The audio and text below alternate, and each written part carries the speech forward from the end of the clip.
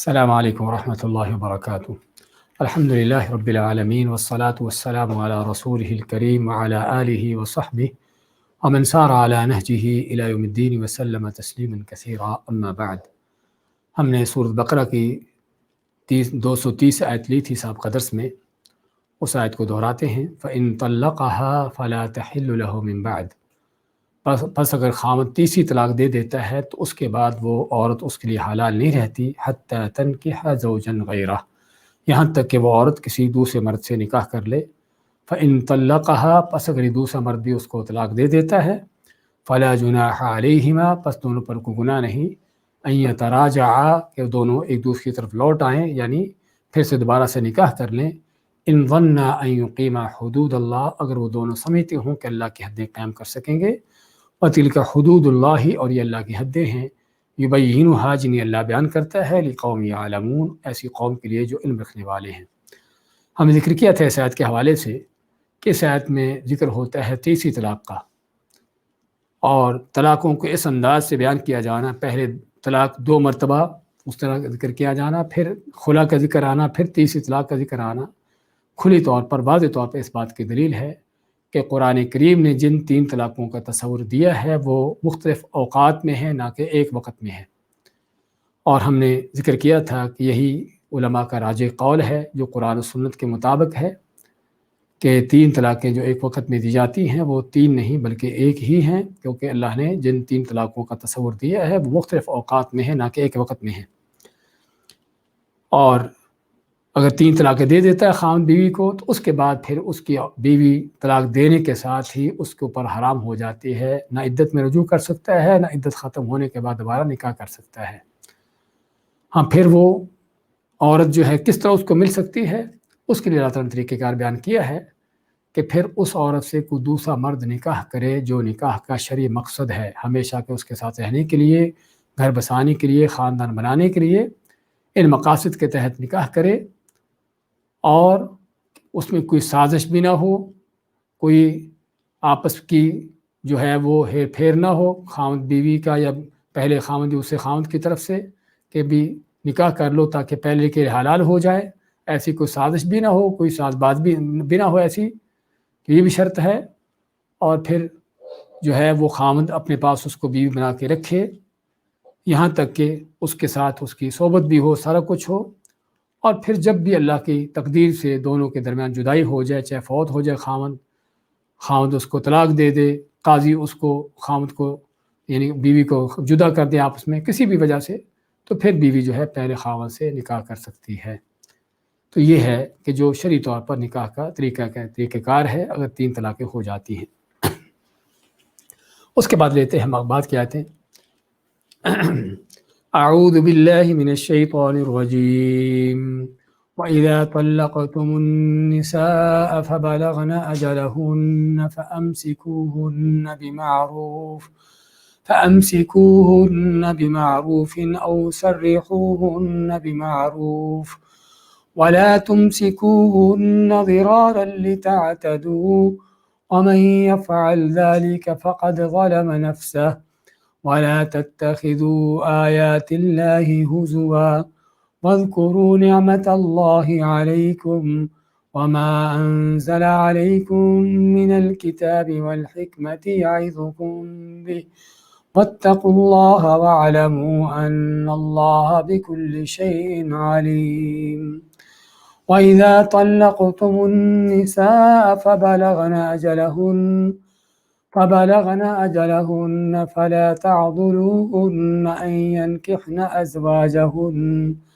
فلا تعضلوهن أن ينكحن أزواجهن إذا تراضوا بينهم بالمعروف ذلك يوعظ به من كان منكم يؤمن بالله واليوم الآخر ذلكم أزكى لكم وأطهر واللہ یعلم وانتم لا تعلمون۔ وَإِذَا طَلَّقْتُمُ النِّسَاءَ، اور جب تم طلاق دے چکو عورتوں کو، فَبَلَغْنَا، پس وہ پہنچ جائیں، أَجَلَهُنَّ، اپنی عدت کو، یعنی اپنی عدت ختم ہونے کے قریب ہو جائیں، فَأَمْسِكُوهُنَّ بِمَعْرُوف، فامسکوہن پس ان کو اپنے پاس رکھ لو، بسا لو، بمعروف اچھے طریقے سے، او سرحوہن یا ان کو چھوڑ دو، بمعروف اچھے طریقے سے، ولا تمسکوہن ضرارا لتعتدوا اور نہ تم ان کو رکھو اپنے پاس ضرارا نقصان دیتے ہوئے، لتعتدوا تاکہ تم زیادتی کرو، ومن یفعل ذلک اور جو بھی ایسا کام کرتا ہے، فقد ظلم نفسہ پس یقیناً اس نے اپنی جان پر ظلم کیا، ولا تتخذوا آیات اللہ ہزوا اور نہ تم بنا لو اللہ کی آیتوں کو ٹھٹھا مذاق، وَاذْكُرُوا نعمت اللہ علیکم اور یاد کرو اللہ کی جو تم پر نعمت ہے، وما انزل علیکم من الکتاب والحکمہ اور جو اللہ نے نازل کیا تم پر کتاب و سنت میں سے، کتاب و حکمت میں سے، یعظکم بہ جس کے ساتھ تم کو اللہ نصیحت کرتا ہے، واتقوا اللہ اور ڈر جاؤ اللہ تعالیٰ سے، وَاعْلَمُوا أَنَّ اللَّهَ بِكُلِّ شَيْءٍ عَلِيمٌ اور جان لو کہ بے شک اللہ تعالیٰ ہر چیز کو خوب جانتا ہے۔ وَإِذَا طَلَّقْتُمُ النِّسَاءَ اور جب تم طلاق دے چکو عورتوں کو، فَبَلَغْنَ أَجَلَهُنَّ پس وہ پہنچ جائے اپنی عدت کو، فَلَا تَعْضُلُوهُنَّ یعنی ان کی عدت ختم ہو جائے، فَلَا تَعْضُلُوهُنَّ تو نہ تم ان کو روکو، نہ تم ان کو منع کرو، أَن يَنكِحْنَ أَزْوَاجَهُنَّ کہ وہ نکاح کر لے اپنے خامدوں سے جن خامدوں سے ان کو طلاق ہوئی ہے، اذا تراضوا بینہم بالمعروف اگر وہ آپس میں راضی ہو جاتے ہیں اچھے طریقے سے، ذالک یوعظ بہ ہاں یہ وہ بات ہے جس سے نصیحت کی جاتی ہے، من کان منکم یؤمن باللہ والیوم الآخر کہ جو تم میں سے ایمان رکھتا ہو اللہ پر اور آخرت کے دن پر، ذالکم ازکی لکم واطہر یہی وہ چیز ہے کہ جو تمہارے لیے زیادہ ستھری اور پاکیزہ ہے، واللہ یعلم اور اللہ تعالیٰ بہتر جانتا ہے، وانتم لا تعلمون اور تم نہیں جانتے ہو۔ سورۃ البقرہ کی آیت نمبر 231 اور 232 کی تلاوت اور ترجمہ پیش کیا گیا ہے۔ فرماتا اللہ تعالیٰ وَإِذَا طَلَّقْتُمُ النِّسَاءَ فَبَلَغْنَ أَجَلَهُنَّ طلاق کے مزید احکامات کی تکمیل کرتے ہوئے اللہ فرماتا ہے کہ جب تم طلاق دے چکو عورتوں کو، اور یہ طلاق کون سی ہے؟ یہ رجعی طلاق ہے جس کے بعد خاوند کو رجوع کرنے کا حق ہوتا ہے، کیونکہ آگے کے سیاق و سباق بتاتا ہے کہ اس طلاق میں رجوع کرنے کا حق دیا جا رہا ہے، اور وہ رجعی طلاق ہم جس طرح ذکر کر چکے ہیں سابقہ دروس میں، وہ پہلی اور دوسری طلاق ہے کہ جس میں خاوند کو رجوع کرنے کا حق دیا جاتا ہے۔ تو میں وَإِذَا طَلَّقْتُمُ النِّسَاءَ اور جب تم طلاق دے چکو عورتوں کو، یعنی ایسی طلاق جو پہلی ہو یا دوسری ہو جس میں رجوع کرنے کا حق ہو، فَبَلَغْنَ أَجَلَهُنَّ پس وہ پہنچ جائیں اپنی عدت کو، اور پہنچنے سے مراد یعنی پہنچنے کے قریب ہوں، نہ کہ عدت ختم ہو جائے، کیونکہ عدت ختم ہو جائے تو پھر رجوع کرنے کا حق ختم ہو گیا، لیکن یہاں پر بلغنا کے معنی عدت ختم ہونے کے قریب پہنچ جائیں، اجل سے مراد عدت۔ فَأَمْسِكُوهُنَّ بِمَعْرُوفٍ أَوْ سَرِّحُوهُنَّ بِمَعْرُوف تو جب عدت ختم ہونے کے قریب ہو جائیں، اگر اب اس عورتوں کو تم نے بسانا ہے، اپنے پاس رکھنا ہے، تو تب بھی ان سے اچھے طریقے سے رجوع کر کے ان کو بسا لو، اور اگر بسانے کا پروگرام نہیں ہے تو سرحوہن بمعروف ان کو ان کے چھوڑ دو، اجازت دے دو ان کو، اور وہ بھی اچھے طریقے سے۔ تو اسے پتہ چلتا ہے کہ یہ طلاق کون سی ہے؟ رجعی طلاق ہے جس میں خاوند کو رجوع کرنے کا اختیار تھا کہ عدت ختم ہونے سے پہلے چاہے تو رجوع کر لے اور بیوی کو رکھ لے، لیکن اللہ نے شرط رکھی ہے بمعروف اچھے طریقے سے، اور آگے مزید تاکید کی وَلَا تُمْسِكُوهُنَّ ضِرَارًا لِتَعْتَدُوا اور نہ تم ان کو اپنے پاس رکھو نقصان دیتے ہوئے تاکہ تم زیادتی کرو۔ اور یہ وہ جس طرح ہم نے سابقہ درسوں میں ذکر کیا تھا، اسلام سے پہلے اور جاہلوں کے ظالموں کے اس انداز کا بیان ہے کہ جب وہ بیوی کو طلاق دیتے،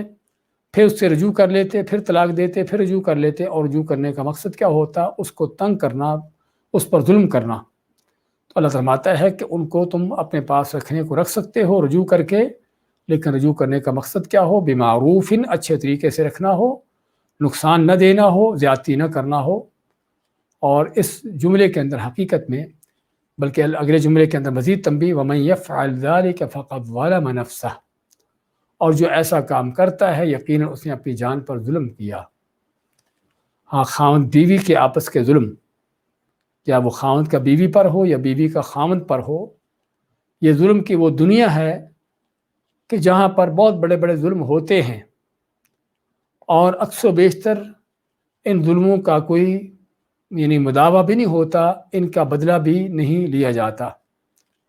ہاں، عام لوگوں کے ساتھ جو ظلم زیادتی ہوتی ہیں، عموماً وہاں پر عدالتوں میں، کورٹوں میں معاملات جاتے ہیں اور ظلم زیادتیوں کے بدلے لیے جاتے ہیں، لیکن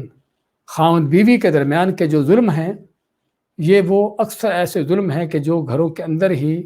بند رہ کر ختم ہو جاتے ہیں، اور ان کو کوئی پوچھنے جاننے والا بھی نہیں ہوتا، اور نہ ان کو کوئی بدلہ دلوانے والا ہوتا ہے۔ لیکن نہ سمجھے کہ اگر دنیا میں کوئی بدلے دلوانے والے نہیں ہیں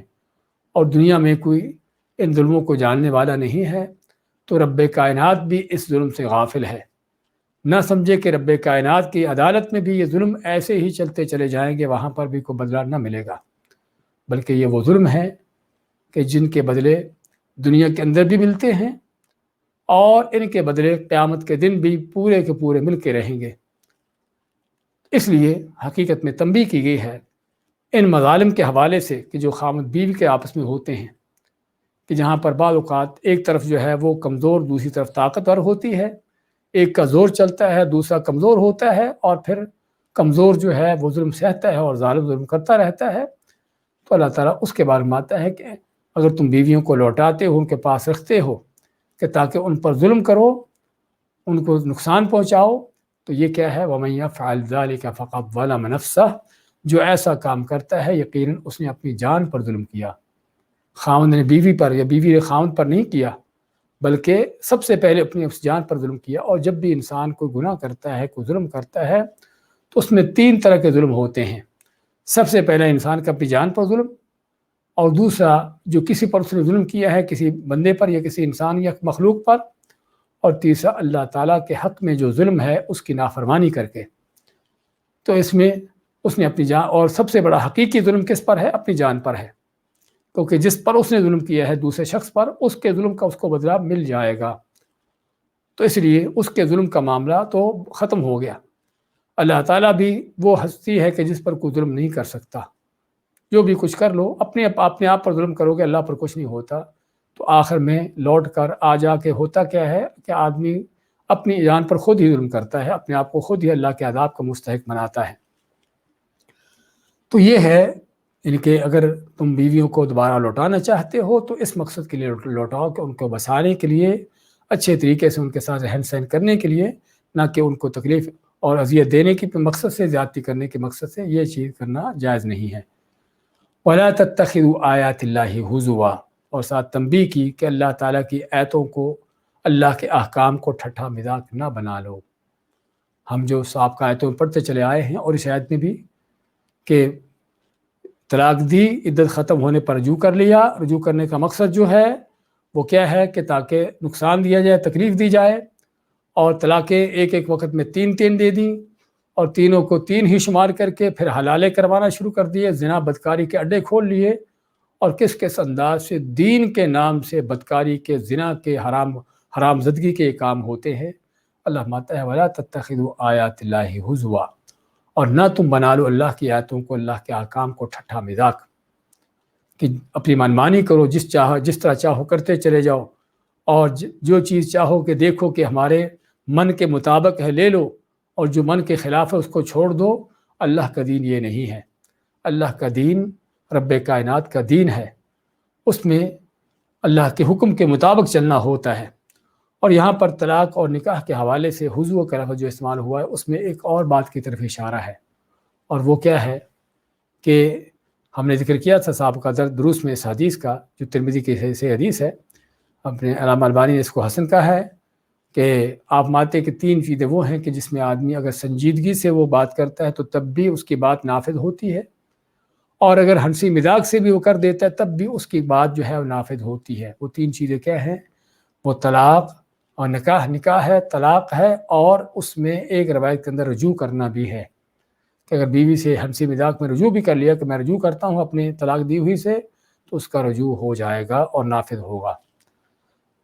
اور دوسرا، اللہ کی آیتوں کو ٹھٹھا مذاق بنانے میں عموماً اللہ کے احکام کی مخالفت کرنا، اپنی منمانیاں کرنا، اور جو چاہے لیا جو چاہے چھوڑا، اللہ کی آیتوں کے ساتھ یہ ٹھٹھا مذاق ہے۔ وَاذْكُرُوا نِعْمَتَ اللَّهِ عَلَيْكُمْ، اور یاد کرو اللہ کی اس نعمت کو جو تم پر کی۔ وہ نعمت کیا ہے؟ وَمَا أَنزَلَ عَلَيْكُم مِّنَ الْكِتَابِ وَالْحِكْمَةِ، اور جو تم پر نازل کیا کتاب و سنت میں سے، یعظکم بہ، جس سے اللہ تم کو نصیحت کرتا ہے۔ اللہ کی کسی بندے پر سب سے بڑی نعمت جو ہوتی ہے وہ ہدایت کی نعمت ہے۔ سب سے بڑی جو نعمت ہے وہ علم کی نعمت ہے۔ قرآن و سنت کا اگر کسی کو علم مل جاتا ہے، وحی کا علم کسی کو حاصل ہو جاتا ہے، تو یہ کسی بھی بندے پر اللہ تعالیٰ کی سب سے بڑی وہ نعمت ہے کہ جس نعمت کی قدردانی کرنے کی، اس نعمت کی پہچاننے کی ضرورت ہے۔ تو اسی نعمت کی یاد دہانی کرواتا فرماتا اللہ تعالیٰ وَاذْكُرُوا نِعْمَتَ اللَّهِ عَلَيْكُمْ، کہ اللہ کی اس نعمت کو یاد کرو جو تم پر کی۔ اور اس نعمت کا ہمیں اندازہ ہوتا ہے کہ جب ہم اسلام کے ان احکامات کو جو ہم پڑھ رہے ہیں، نکاح طلاق کے احکامات ہیں، ان کو اگر قرآن و سنت میں جو تعلیم دی گئی ہے ان کے بارے میں، اور اس کے مد مقابل جاہلی معاشروں کے اندر، چاہے وہ زمانے پرانے جاہلی معاشرے ہوتے ہیں، آج کے جاہلی معاشرے ہوں، ان معاشروں کے اندر جو اس طرح کی چیزوں کے معاملات ہوتے ہیں، اور قرآن و سنت میں اس کی جو تعلیمات دی گئی ہیں، اگر دونوں کا موازنہ کرتے ہیں تو تب پتہ چلتا ہے کہ واقعی اللہ تعالیٰ کی کتنی بڑی نعمت ہے ان احکامات کا مل جانا۔ لیکن افسوس یہ ہے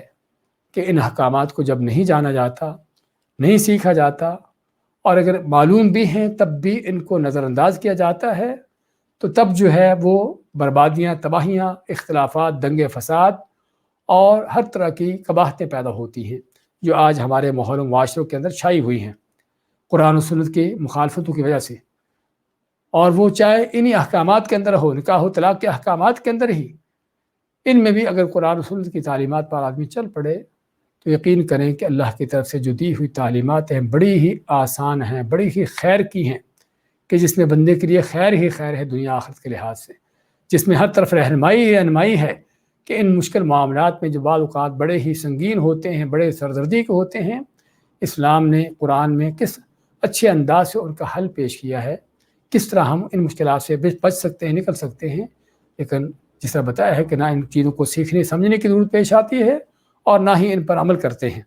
اور اس وجہ سے کیا ہے کہ بدبختیاں چھاتی ہیں اور ماحول برباد ہوتے ہیں۔ تو اللہ ماتا ہے اس ہدایت کی، علم کی اور ان تعلیمات کی جو نعمت دی گئی ہے اس کی یاد دہانی کرواتے ہوئے وَاذْكُرُوا نِعْمَتَ اللَّهِ عَلَيْكُمْ، اور یاد کرو اللہ تعالیٰ کی جو نعمت اللہ نے تم پر کی ہے، وَمَا أَنزَلَ عَلَيْكُم مِّنَ الْكِتَابِ وَالْحِكْمَةِ، اور جو اللہ نازل کیا تم پر کتاب و حکمت سنت میں سے، جیسے پتہ چلا کہ سنت بھی اللہ کی طرف سے نازل شدہ ہے۔ صرف قرآن ہی نہیں بلکہ حکمت سے مراد اگر سنت لی جاتی ہے تو سنت بھی اللہ کے نبی علیہ السلام پر جو نازل ہوئی ہے وہ بھی اللہ کی طرف سے ہے، اور یہ قرآن کریم کی ایک نہیں بلکہ کئی آیات میں اس کا ذکر ہے، وَمَا يَنطِقُ عَنِ الْهَوَىٰ إِنْ هُوَ إِلَّا وَحْيٌ يُوحَىٰ، کہ آپ کی جو بھی بات ہے اللہ کی وحی کے ساتھ ہے، اور خود آپ سے فرماتے ہیں أَلَا إِنِّي أُوتِيتُ الْقُرْآنَ وَمِثْلَهُ مَعَهُ، کہ خبردار اے لوگو، اللہ نے جس طرح مجھے قرآن دیا ہے اسی طرح قرآن کے ساتھ اور مزید کیا ہے، سنت دی ہے۔ اور یہاں پر صاف طور پر فرماتا ہے وَمَا أَنزَلَ عَلَيْكُمْ، جو اللہ نے تم پر نازل کیا ہے، کیا نازل کیا ہے؟ من الکتاب، کتاب میں سے، قرآن میں سے، والحکمہ، اور سنت بھی اللہ نے نازل کی ہے۔ یعظکم بہ، اس قرآن سنت سے اللہ تم کو نصیحت کرتا ہے۔ ہاں یہ ہے اصل وہ چیز جس سے انسان کو نصیحت حاصل کرنا چاہیے، نصیحت پانا چاہیے، اور وہ کیا ہے؟ اللہ کا قرآن اور نبی علیہ السلام کا فرمان۔ واتقوا اللہ واعلموا ان اللہ بکل شیء علیم، اور ڈر جاؤ اللہ تعالیٰ سے اور جان لو کہ بے شک اللہ ہر چیز کو خوب جانتا ہے۔ اس کا یہ بیان کیوں کیا آیت کے آخر میں؟ کیونکہ نکاح کے، طلاق کے یہ احکامات جو ذکر ہوئے ہیں، اس میں اور خصوصاً طلاق کے احکام میں طرح طرح کے ظلم زیادتیاں ہوتی ہیں، اونچ نیچ ہوتی ہے، اور طرح طرح کی اس میں ایسی چیزیں ہوتی ہیں کہ جو دوسروں کے حق میں، یعنی ان کے حقوق کے خلاف ہوں۔ تو اللہ تعالیٰ ان حالات میں تقوی کا اور اللہ کے ڈر خوف کا حکم دیتا ہے کہ اگر تم سمجھتے ہو کہ تمہاری طاقت ہے اور تم ڈنڈے کے زور سے اپنی بات منوا سکتے ہو، چیز کو اپنے زیر کر سکتے ہو، تو یہ بھی جان لو کہ اللہ کی طاقت تم سے بڑھ کر ہے۔ ڈر جو اس اللہ سے، اور جان لو کہ وہ تمہاری ہر چیز کو جانتا ہے۔ نہ سمجھو کہ تم بند کمروں میں جو ظلم زیادتیاں کرتے ہو اللہ کے علم سے باہر ہے، اللہ ان کو بھی جانتا ہے۔ تو جسے ہم نے ذکر کیا کیونکہ یہ وہ چیزیں ہیں کہ جو بعض اوقات لوگوں کے سامنے نہیں آتی اور بند کمروں کے اندر رہتی ہیں، اور ایسی چیزیں بھی ہوتی ہیں کہ جو بعض اوقات کسی کو آگے بیان کرنا بھی ممکن نہیں ہوتی، سمجھتا ہے کہ بیان کروں گا تو اور ظلم زیادتی بڑھے گا اور جو ہے فساد ہوگا، تو اللہ تعالیٰ جانتا ہے کہ کون کیا کر رہا ہے۔ تنبیہ ہے ظالموں کے لیے، ایسے لوگوں کے لیے کہ جو ناحق طور پر ایک دوسرے پر ظلم کرتے ہیں، اور خصوصاً یہ خاوند بیوی اور گھر کے معاملات۔ وَإِذَا طَلَّقْتُمُ النِّسَاءَ، اور جب تم طلاق دے چکو عورتوں کو، فَبَلَغْنَ أَجَلَهُنَّ، پس وہ پہنچ جائیں اپنی عدت کو۔ دیکھیے الفاظ وہی ہیں جو پچھلی آیت کے ہیں، لیکن دونوں کے سیاق بتاتا ہے کہ یہاں پر بلغن اجلہن سے مراد کیا ہے کہ ان کی عدت ختم ہو جائے۔ سابقہ آیت میں کیا تھا کہ عدت ختم ہونے کو ہو، ختم نہ ہوئی ہو۔ کسے پتہ چلا؟ سیاق سے پتہ چلا، وہاں پر الفاظ سے کہ مراد وہاں پر عدت ختم ہونا نہیں بلکہ اس سے پہلے کی بات ہے۔ اور یہاں آگے آنے والے الفاظ بیان کرتے ہیں کہ یہاں پر مراد عدت ختم ہو گئی، کہ اگر تم طلاق دے چکتے ہو عورتوں کو اور پھر ان کی عدت ختم ہو جاتی ہے، فلا تعضلوهن ان ينكحن ازواجهن، پس نہ تم ان کو روکو، منع کرو کہ وہ نکاح کرے اپنے خامدوں سے۔ یہاں پر ذرا قابل غور چیز یہ ہے کہ اللہ نے طلقتم النساء، تم نے طلاق دی عورتوں کو، یہاں پر مخاطب کون ہے؟ خامد ہے۔ یہاں پر مخاطب کون ہے؟ خامد مخاطب ہے جو طلاق دیتا ہے۔ لیکن فلا تعضلوهن، یہ تم نہ روکو ان کو، ان ينكحن ازواجهن، کہ وہ نکاح کرے اپنے خامدوں سے۔ یہاں پر مخاطب کون ہے؟ کیا خامد ہو سکتا ہے کہ خامد جو ہے روکے بیوی کو اپنے خامد سے نکاح کرنے کے لیے؟ یعنی کہ ویسے عقلی طور پر بھی یہ معنی ممکن نہیں ہے۔ تو اس لیے یہاں پر مخاطب کون ہے؟ فلا تعضلوهن سے مخاطب کون ہے؟ جو عورت کا سرپرست ہے، عورت کے جو سرپرست ہیں، جس کی بیٹی ہے، جس کی بہن ہے، جس کا وہ سرپرست ہے، ان کو مخاطب کیا گیا ہے۔ فلا تعضلوهن، تو پہلا خطاب خامدوں کے لیے تھا، دوسرا خطاب یہ عورتوں کے سرپرستوں کے لیے ہے۔ ان کو ان کو تعلیم دی جا رہی ہے، فلا تعضلوهن، تم نہ روکو ان کو۔ اور عدل کے معنی عضل یعضل، اسی سے لفظ معدل ہے، حدیث معدل جس کے شروع کے راوی جو ہیں ان کو نکال دیا گیا ہو، تو اس کا سلسلہ کٹ گیا ہو، تو اسی سے لفظ عدل ہے جس کا معنی روکنا، منع کرنا۔ نہ روکو ان کو، تو نہ منع کرو ان کو، ان ينكحن ازواجهن، کہ وہ عورتیں اپنے خامدوں سے نکاح کریں۔ خامد ہونے کا معنی جو ان کے سابقہ خامد ہیں، کیونکہ ابھی خامد ہوتا تو نکاح اس سے کرنے کا کوئی مفہوم ہی نہیں ہوتا، کوئی معنی نہیں تھا۔ تو مراد جو ان کے سابقہ پہلے خامد تھے جن سے ان کو طلاق ہو چکی، تو مایا کہ تم ان کو نہ روکو کہ اپنے جو ان کے سابقہ خامد ہیں ان کے نکاح کرنے سے۔ اذا تراضوا بینہم بالمعروف، اگر وہ آپس میں راضی ہو جاتے ہیں اچھے طریقے سے، دستور کے مطابق، معروف کے مطابق۔ اس آیت کے شان نزول کے حوالے سے احادیث ہیں صحیح بخاری مسلم وغیرہ کی، کہ معقل بن یسار رضی اللہ تعالیٰ عنہ فرماتے ہیں کہ میں نے اپنی بہن کا نکاح کیا ایک شخص سے، اور اس نے اس کو طلاق دے دی۔ اس طرح کے بعض اوقات اس طرح کی چیزیں آ جاتی ہیں۔ تو جب عدت گزر گئی تو اس نے پھر سے دوبارہ سے میری بہن سے نکاح کا پیغام بھیجا کہ میں اس سے نکاح کرنا چاہتا ہوں، یا اپنے نکاح کا پیغام لے کر آ گیا کہ میں اس سے نکاح کرنا چاہتا ہوں۔ تو جب وہ دوبارہ پھر سے نکاح کا پیغام لے کر آیا تو معقل بن یسار غصے میں تھے کہ اس نے میری بہن کو طلاق کیوں دی۔ تو اس کو کہنے لگے کہ دیکھو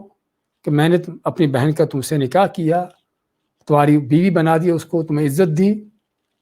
لیکن تم نے اس کو طلاق دے کر جو ہے اس کی قدردانی نہ کی اور اس کے ساتھ برائی کی۔ تو اب میں اللہ کی قسم تمہیں کبھی بھی یعنی کہ اس سے نکاح نہ کرنے دوں گا، یا اس کو تیرے نکاح میں کبھی بھی نہ دوں گا۔ اور یہ وہ چیز ہے جو انسانی فطرت ہے کہ انسان بعض اوقات اس طرح کے حالات میں، غصے، ناراضگی میں، اور خصوصاً یہ معاملات ایسے ہوتے ہیں کہ جس میں واقع ہی یعنی بہت حد تک، شدید حد تک غصہ، ناراضگی ہوتی ہے، اور ہونا حق بھی ہے، لیکن ان چیزوں کو بھی کنٹرول کرنا، اللہ کے حکم کے مطابق لگانا چلانا ضروری ہے۔ تو معقل بن یسار فرماتے کہ میں نے اسے اپنے جو ان کا بہنوئی تھا، اس کی بہن کا خاوند جو اس کو طلاق دیے ہوئے تھا، جب دوبارہ اس نے پھر سے اس سے نکاح کرنے کا ارادہ ظاہر کیا تو اس کو سختی سے ڈانٹا اور اس کو بتایا کہ تم نے میری بہن کی توہین کی اس کو طلاق دے کر، تو میں تم کو اس سے نکاح نہ کرنے دوں گا۔ تو اس پر یہ آیت نازل ہوتی ہے، اللہ تعالیٰ جس میں آتا ہے فَلَا تَعْضُلُوهُنَّ أَن يَنكِحْنَ أَزْوَاجَهُنَّ، کہ اپنی جو ماتحت تمہارے عورتیں ہیں ان کو نہ روکو، نہ منع کرو کہ اپنے خامدوں سے نکاح کر لے، اذا تراضوا بینہم بالمعروف، اگر وہ آپس میں اچھے طریقے سے ایک دوسرے کے ساتھ راضی ہو جاتے ہیں، یعنی پھر سے ان کا نکاح کرنے کا پروگرام بن جاتا ہے۔ اور یہ آیت فلا تعضلوہن، جس میں اللہ نے عورتوں کے سرپرستوں کو مخاطب کیا ہے کہ تم نہ روکو ان کو، جس میں صاف دو ٹوک طور پر اس بات کا واضح بیان ہے کہ عورت کا نکاح ولی کرتا ہے، اس کا سرپرست کرتا ہے۔ عورت نہ تو خود اپنا نکاح کر سکتی ہے اور نہ عورت کسی اور عورت کا نکاح کر سکتی ہے، یعنی نہ تو خود اپنی ولی بن سکتی ہے عورت، اور نہ کسی دوسرے کی ولی بن سکتی ہے، بلکہ عورت کا ولی ہوتا ہے اس کا باپ ہو، بھائی ہو، یا کوئی بھی اس کے ان رشتہ داروں میں سے ہو کہ جو اس کے وارث ہو سکتے ہیں مردوں میں سے۔ تو کہنے کا مقصد تو اس سے پتہ چلتا ہے کہ اسلام کے اندر عورت کی نکاح میں ولی کا ہونا کس قدر ضروری ہے، اور اسی بارے میں نبی اکرم صلی اللہ علیہ وسلم کا فرمان ہے لا نکاح الا بولی، کہ ولی کے بغیر نکاح نہیں ہوتا۔ اور دوسری حدیث میں آپ فرماتے ہیں ایما امرأۃ نکحت بغیر ولی فنکاحها باطل فنکاحها باطل، کہ جو عورت بھی ولی کے بغیر نکاح کر لیتی ہے اس کا نکاح باطل ہے، اس کا نکاح باطل ہے۔ اور تیسری حدیث میں آپ فرماتے ہیں کہ عورت جو ہے اپنا نکاح نہیں کر سکتی، ہاں زانیہ ہے جو اپنا نکاح کرتی ہے۔ تو اس سے پتہ کیا چلا کہ عورت کے لیے نکاح میں اس کے سرپرست ولی کا ہونا ضروری ہے۔ اس کا ولی کون ہے؟ اصل ہے کہ اس کا باپ ہے، باپ نہ ہو بھائی ہو سکتا ہے، بیٹا بھی ہو سکتا ہے، چچا بھی ہو سکتا ہے، یعنی مردوں میں سے جو اس کے وارث ہوتے ہیں ان کے وارث اس کے ولی بن سکتے ہیں، دادا وغیرہ بھی بن سکتے ہیں۔ تو خیر کہنے کا مقصد تو یہ آیت اس بات کی دو ٹوک کھلی واضح دلیل ہے کہ عورت کے نکاح میں ولی کا ہونا کس قدر ضروری ہے، اور بلکہ شرط ہے کہ جس کے بغیر نکاح ہوتا ہی نہیں ہے۔ لیکن یہ بھی آج ہمارے بعض ملاؤں کے فتوے، ان کی فقہ کہ جس میں قرآن حدیث کی ضرورت باقی نہیں رہتی اور ولی کی ضرورت باقی نہیں رہی، اور کورٹوں میں نکاح ہوتے ہیں اور ولیوں کو پتہ بھی نہیں ہوتا کہ ان کی بیٹی، ان کی بہن، ان کی ماتحت عورت تھی وہ کدھر گئی، کہاں گئی۔ جس بیٹی کو 20 25 30 سال تک بچپن سے لے کر پالا، جنم دیا، اس کی پرورش کی، اس پر لاکھوں کروڑوں بلکہ خرچ کر دیے ہوں گے اس کی پرورش پر، آج اس باپ کا کوئی حق نہیں اس بیٹی پر کہ اس کی سرپرستی کر سکے۔ یہ ہے بعض لوگوں کی فقہ، ان کے فتوے جو آپ اس قرآن کی آیت کے بھی خلاف اور اللہ کے نبی صلی اللہ علیہ وسلم کی احادیث کے بھی کھلے اور صاف ان کی خلاف ورزی میں دیکھتے ہیں۔ تو اللہ فرماتا ہے ذالک یوعظ بہ من کان یؤمن باللہ والیوم الآخر، پھر مزید اللہ تعالیٰ اس مسئلے کے اوپر تنبیہ کرنے کے لیے، اپنا ڈر خوف دلانے کے لیے تنبیہ کرتا ہے کہ یہ وہ چیز ہے، یہ وہ بات ہے جس کی نصیحت کی جاتی ہے۔ کس کو؟ من کان یؤمن باللہ والیوم الآخر، کہ جو اللہ پر آخر کے دن پر ایمان رکھتا ہے، کہ جو پتہ ہے کہ میں نے مرنا ہے، مرنے کے بعد دوبارہ زندہ ہونا ہے، اللہ کی بارگاہ میں پیش ہونا ہے، اللہ کے سامنے کھڑے ہو کر جواب دہ ہونا ہے۔ ہاں پھر صرف خاندانی عصبیت حمیت کو نہ لے کے بیٹھے کہ اس نے میری بہن کو طلاق کیوں دی، میں نہیں کرنے دوں گا نکاح۔ اللہ مانتا ہے کہ نہیں، تم کو حق نہیں کہ ان کو روکو، ان کو تمہیں روکنے کا حق نہیں ہے، بلکہ ان کو نکاح کی اجازت دو، ان کا نکاح کرو۔ بلکہ خود اصل یہ ہے اگر تم واقعی اللہ پر آخرت کے دن پر ایمان رکھتے ہو، اللہ کا ڈر خوف ہے تم کو، اللہ کے سامنے کھڑے ہونے کا حساب کتاب کی فکر ہے، تو اس کا تقاضا پھر یہ ہے۔ اور اگر یہ نہیں کرتے تو اس کا مطلب کہ تم کو پھر اللہ پر ایمان نہیں ہے، اللہ کا کوئی ڈر خوف نہیں ہے، آخرت پر کوئی ایمان کا تصور نہیں ہے۔ کیونکہ اس طرح کی آیات، اس کا اگر جو ظاہر معنی یہ ہوتا ہے کہ اگر تمہارا اللہ پر آخرت پر ایمان ہے تو اس کا مفہوم کیا ہوتا ہے؟ اس کا مفہوم یہ ہوتا ہے کہ جو ایسا کام نہیں کرتا پھر اس کا نہ اللہ پر ایمان ہے نہ آخرت پر ایمان ہے۔ ذالکم ازکی لکم اطہر، ہاں یہ کرنا کہ طلاق کے ہونے کے بعد بھی بہن بیٹی کو جو تمہارے ماتحت ہے ان کا دوبارہ نکاح کر دینا اپنے سابقہ خامدوں کے ساتھ ہی یا کسی اور خامد کے ساتھ بھی ان کا نکاح کر دینا، ان کو ایسے بغیر نکاح کے نہ چھوڑنا، یہ کیا ہے؟ ذالکم ازکی لکم اطہر، یہی وہ چیز ہے کہ جو زیادہ ستھری ہے، زیادہ صاف اور پاکیزہ ہے۔ یہ بھی بہت اہم بات ہے کہ جو قرآن نے یہاں پر بیان کر دی کہ ہمارے ہاں بعض اوقات طلاق ہو جائے، اگرچہ عورت جوانی کی عمر میں بھی کیوں نہ ہو، تو ماحول معاشرہ بھی ایسا جاہل ہوتا ہے کہ اس سے کوئی نکاح کرنے کے لیے تیار نہیں ہوتا، اور خاندان کے لوگ بھی ایسی حماقت و جہالتوں میں ہوتے ہیں کہ اس کو کسی اور کے نکاح میں دینے کے لیے تیار نہیں ہوتے۔ کسی کا خاوند فوت ہو جائے، اس کو طلاق ہو جائے، تو یہ کیا ہے؟ حقیقت میں قرآن کے اس حکم کے سراسر خلاف ہے۔ اور خلاف کیوں ہے؟ کیونکہ اس میں اللہ تعالیٰ جانتا ہے کہ کیا کیا طرح طرح کے شیطانی ہتھ کنڈے، شیطانی رستے کھلتے ہیں، اور کیا کیا اس میں قباحتیں پیدا ہوتی ہیں۔ ایک عورت جوانی کی حالت میں فرد کو اس کو طلاق ہوگی، اس کا خاوند فوت ہو گیا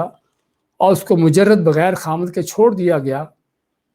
ہاں اس کا نتیجہ کیا ہوگا؟ اس کا نتیجہ وہی ہوگا جو ہم اکثر دیکھتے سنتے ہیں کہ کیا کیا باتیں سننے میں آتی ہیں، کیا کیا الزام لگے ہوتے ہیں، کیا کیا بہتان لگتے ہیں، اور بعض کا بہتان ہی ہوتے ہیں، حقیقت نہیں ہوتی، اور اکثر اوقات بہتان نہیں بلکہ وہ حقیقتیں ہوتی ہیں۔ طرح طرح کی بدکاریاں ہوتی ہیں، طرح طرح کے زنا ہوتے ہیں، کیونکہ یہ انسانی فطرت ہے حقیقت میں۔ اور جب اس فطرت کو صحیح اور شرعی طریقے سے اس کو پورا نہ کیا جائے تو پھر شیطان آتا ہے اپنے طریقے سے پورا کروانے کے لیے۔ تو اس آیت میں، اس جملے کے اندر حقیقت میں بہت بڑے مسئلے کی تنبیہ ہے، اور وہ کیا ہے کہ عورتوں کو خصوصاً اگر وہ نکاح کی عمر میں ہیں تو ان کو اکیلے چھوڑ دینا بغیر نکاح کے حقیقت میں کیا ہے؟ بدکاری، بے حیائی پھیلانے کا طریقہ ہے، گناہ کو اور جرائم کو فروغ دینے کا طریقہ ہے۔ اس لیے اصل یہ ہے کہ عورت کو اگر طلاق ہو جائے، اس کا خاوند فوت ہو جائے اور ابھی تک وہ نکاح کی عمر میں ہو، تو چاہیے کہ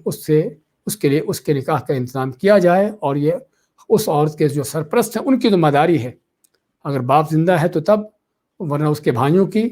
کہ جو بھی اس کے سرپرست ہیں ان کی ذمہ داری ہے کہ اس عورت کے جس کو طلاق ہوئی ہے، اس کا خاوند فوت ہوا ہے، اس کے نکاح کا انتظام کریں، تاکہ اس کو اکیلا نہ چھوڑا جائے کہ شیطان کو اپنے کوئی بہکانے کے، بدکاریوں کے اس طرح کے رستے نکالنے کا کوئی موقع مل سکے۔ اور یہی ہم دیکھتے ہیں کہ صحابہ کرام کی سیرت میں، آپ صحابہ کرام کی سیرت اٹھا کر دیکھیں، شاید ہی آپ کو کوئی شاذ و نادر عورت ملے گی کہ جس کو طلاق ہونے کے بعد اس سے دوبارہ کسی نے نکاح نہ کیا ہو، جس کے خاوند کے فوت شہید ہو جانے کے بعد اس سے نکاح نہ کیا گیا ہو۔ بلکہ سیرت میں آپ یہ بھی دیکھ کر حیران ہوں گے کہ آپ کو کئی ایسی عورتیں ملیں گی کہ جن کی زندگی میں کئی طرح کے کئی خاوند گزرے ہیں۔ پہلے نکاح کیا، خاوند فوت ہو گیا، دوسرا نکاح کیا، خاوند نے طلاق دے دی، تیسرا نکاح کیا، خاوند سے کوئی اور مسئلہ ہو گیا، یعنی کہ شہید ہو گیا، فوت ہو گیا، کچھ ایسا ہوا۔ اسماء بنت عمیس رضی اللہ تعالی عنہ، ابوبکر صدیق کی جو بیوی ہیں، ان کے تقریباً 3 یا 4 خاوندوں کا ذکر آتا ہے کہ ایک فوت ہو جانے کے بعد دوسرا فوت ہو جانے کے بعد تیسرا، اور اس طرح سے، جس سے پتہ چلتا ہے کہ اس ماحول معاشرے میں یہ قباحتیں، یہ جہالتیں نہ تھیں کہ جو آج ہمارے ماحولوں کے اندر ہیں،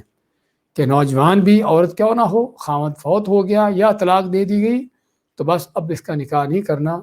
وہ عورت بھی اپنے لیے نکاح کرنا جو ہے ایک عیب سمجھتی ہے۔ کس لیے عیب سمجھتی ہے؟ کیونکہ ماحول معاشرہ ہی ساتھ نہیں دیتا۔ اصل جو جہالت ہے ماحول معاشرے کی ہے۔ پھر عورت بھی دیکھتی ہے کہ اگر نکاح کروں گی تو لوگ کیا کہیں گے۔ تو علی کل حال یہ ایک جہالت ہے، ایک شیطانیت ہے جس کو ختم کرنے کی ضرورت ہے۔ تو اللہ فرماتا ہے ذالک یوعظ بہ من کان یؤمن باللہ والیوم الآخر، یہ وہ بات ہے جس کے اللہ تعالیٰ تم کو نصیحت کرتا ہے ایسے لوگوں کو جو اللہ اور آخرت کے دن پر ایمان رکھتے ہیں۔ ذالکم ازکی لکم اطہر، ہاں اپنی طلاق شدہ جو تمہارے سرپرستی میں عورتیں ہیں ان کے نکاح کر دینا ہی زیادہ ستھرا، صاف اور زیادہ پاکیزہ ہے۔ زنا سے، بدکاری سے، جرائم سے، گناہوں سے بچنے کا یہی اصل رستہ ہے۔ واللہ یعلم وانتم لا تعلمون، آخر آیت میں کیا فرمایا کہ اللہ جانتا ہے تم نہیں جانتے ہو۔ تم تو یہ دیکھتے ہو کہ نکاح کسی سے کیا تو لوگ کیا کہیں گے، کہ 40-50 سال کی عمر ہو کر بھی اس کو نکاح کی پڑی ہوئی ہے، سمجھے نا؟ تو اس طرح کی چیزیں تم تو لوگوں کی باتیں کہو، دیکھو کہ لوگ کیا کہتے ہیں، لیکن اللہ تعالیٰ جانتا ہے کہ تمہارے مجرد رہنے میں، عورت کو اکیلا چھوڑ دینے میں، بغیر خاوند کے عورت کا چھوڑ دینا، اس میں کیا قباحتیں ہیں، کیا اس میں گناہ اور کیا بے رویاں پیدا ہوتی ہیں۔ تو اس لیے اللہ کی بات مانو، اس کی بات سنو، اس کی بات پر چلو، اپنی منمانیاں نہ کرو، لوگوں کی باتیں نہ دیکھو کہ لوگ کیا کہتے ہیں۔ لوگ کہنے والے کہتے رہیں گے، لیکن قیامت کے دن یہ کہنے والے لوگ تمہارے کام نہیں آئیں گے۔ وہاں پر تمہارے اگر کوئی چیز کام آئے گی تو اللہ کا حکم کام آئے گا، اللہ کی دی ہوئی تعلیم تمہارے کام آئے گی، لوگ نہیں کام آئیں گے کہ لوگ کیا کہتے ہیں۔ لوگوں کو دیکھ دیکھ کر، لوگوں کو یہ کیا کہتے دیکھ دیکھ کر آدمی بڑے بڑے جرم کرنے پر تیار ہو جاتا ہے، بڑے بڑے غلط کام کرنے کے لیے تیار رہتا ہے، اس بات کو نہیں دیکھتا کہ اللہ کا حکم کیا ہے۔ دوبارہ دیکھیں آج کیا کہتے ہیں، وَإِذَا طَلَّقْتُمُ النِّسَاءَ، اور جب تم طلاق دے چکو عورتوں کو، فَبَلَغْنَ أَجَلَهُنَّ، وہ پس پہنچ جائے اپنی عدت کو، یعنی عدت ختم ہونے کے قریب ہو جائے، فَأَمْسِكُوهُنَّ بِمَعْرُوفٍ، پس ان کو پھر رکھ لو، بسا لو اچھے طریقے سے، او سرحوهن بمعروف، یا ان کو چھوڑ دو اچھے طریقے سے، ولا تمسکوهن ضرارا، اور نہ تم ان کو رکھو اپنے پاس پکڑو ان کو نقصان دینے کے لیے، لتعتدوا، تاکہ تم زیادتی کرو، ومن يفعل ذلك، اور جو بھی یہ کام کرتا ہے، فقد ظلم نفسه، پس یقینا اس نے اپنی جان پر ظلم کیا، ولا تتخذوا آیات اللہ ہزوا، اور نہ تم بنا لو اللہ کی آیتوں کو ٹھٹھا مذاق، واذکروا نعمت اللہ علیکم، اور یاد کرو اللہ کی جو نعمت تم پر کی گئی ہے، وما انزل علیکم من الکتاب والحکمہ، اور جو اللہ نے نازل کیا تم پر کتاب و سنت، یعظکم بہ، جس کتاب و سنت سے اللہ تم کو نصیحت کرتا ہے، واعظ کرتا ہے، فاتقوا اللہ، اور ڈر جاؤ اللہ تعالیٰ سے، وَاعْلَمُوا، اور جان لو، ان اللہ بکل شیء علیم، کہ بے شک اللہ تعالیٰ ہر چیز کو خوب جانتا ہے۔ وَإِذَا طَلَّقْتُمُ النِّسَاءَ، اور جب تم طلاق دے چکو عورتوں کو، فَبَلَغْنَ أَجَلَهُنَّ، پس وہ پہنچ جائے اپنی عدت کو، یعنی عدت ان کی ختم ہو جائے، فَلَا تَعْضُلُوهُنَّ، پس نہ تم ان کو روکو، منع کرو، ان ينکحن، کہ وہ نکاح کرے، ازواجہن، اپنے سابقہ خامدوں سے جن سے ان کو طلاق ہوئی ہے، اذا تراضوا بینہم بالمعروف، اذا تراضوا، اگر آپس میں راضی ہو جاتے ہیں، بینہم آپس میں، بالمعروف، اچھے طریقے سے، معروف سے، ذالک یوعظ بہ، یہ وہ چیز ہے جس سے نصیحت کی جاتی ہے، من کان منکم یؤمن باللہ والیوم الآخر، جو تم میں سے اللہ پر، آخرت کے دن پر ایمان رکھتا ہے، ذالکم ازکی لکم اطہر، یہی تمہارے لیے زیادہ پاکیزہ، زیادہ صاف ستھرا ہے، واللہ یعلم، اللہ تعالیٰ جانتا ہے، وانتم لا تعلمون، اور تم نہیں جانتے ہو۔ بارک اللہ فیکم۔